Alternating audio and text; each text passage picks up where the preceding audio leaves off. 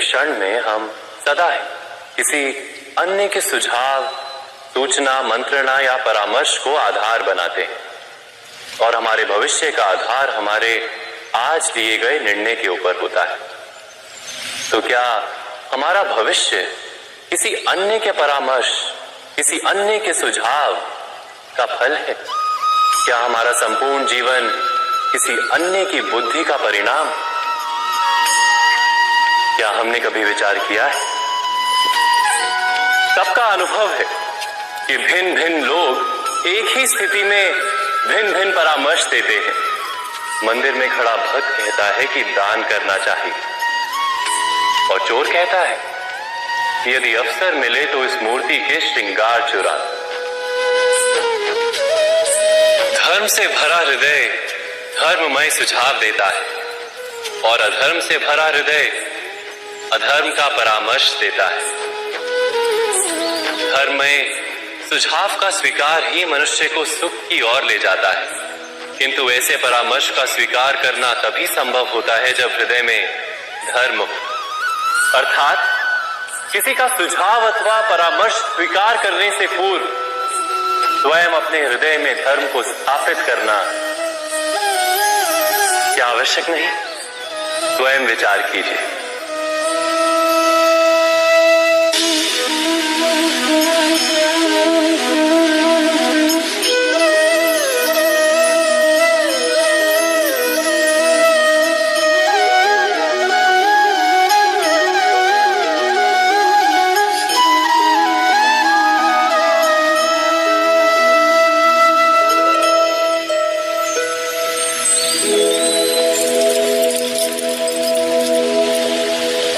भविष्य के आधार पर सब आज का निर्णय लेना चाहते हैं। भविष्य में सुख मिले, भविष्य सुरक्षित हो, ऐसे निर्णय आज लेने का प्रयत्न रहता है सबका।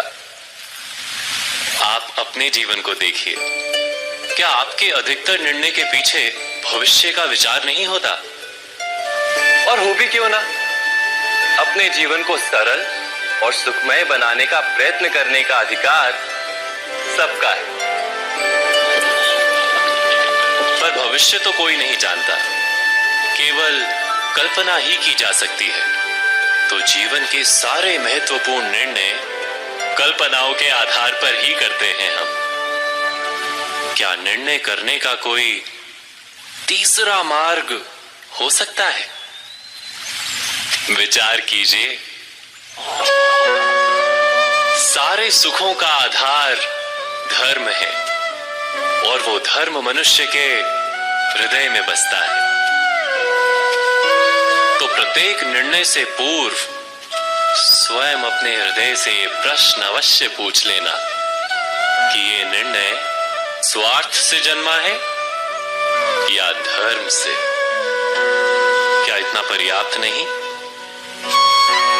भविष्य के बदले धर्म का विचार करने से क्या भविष्य अधिक सुखपूर्ण नहीं होगा? स्वयं विचार कीजिए।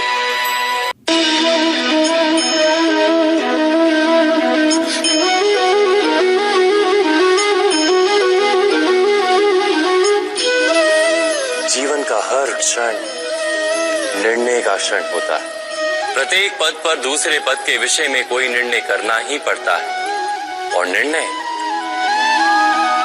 अपना प्रभाव छोड़ जाता है।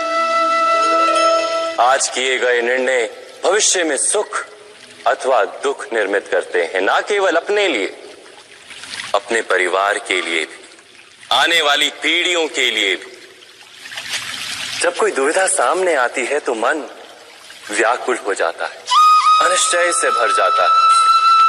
निर्णय का वो क्षण युद्ध बन जाता है और मन बन जाता है युद्ध भूमि। अधिकतर निर्णय हम दुविधा का उपाय करने के लिए नहीं, केवल मन को शांत करने के लिए लेते हैं।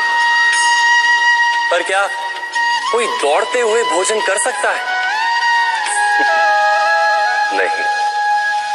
तो क्या युद्ध से जूझता हुआ मन कोई योग्य निर्णय ले पाएगा?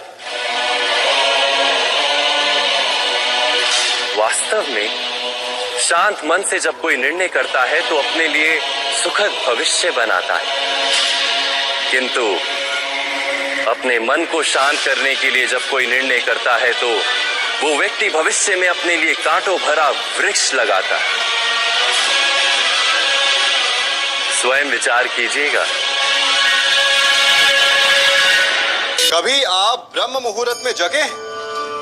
जगकर देखिए, संध्या होने के पश्चात जब रात्रि का अंधकार सारे संसार को धीरे धीरे अपने अंधकार में निगलने लगता है, तो यही अंधकार ब्रह्म मुहूर्त में भोर होने से ठीक पूर्व तनिक अधिक काला हो जाता है। कुछ समझे? हमारा जीवन भी कुछ ऐसा ही होता है। जब हमारे जीवन की समस्याएं अपने अंत पर होती है, तो यही समस्याएं एक भीषण रूप लेकर हमारे समक्ष प्रस्तुत हो जाती है और ऐसे परिस्थिति में अधिकतर लोग हार मान जाते हैं, भय खा जाते हैं।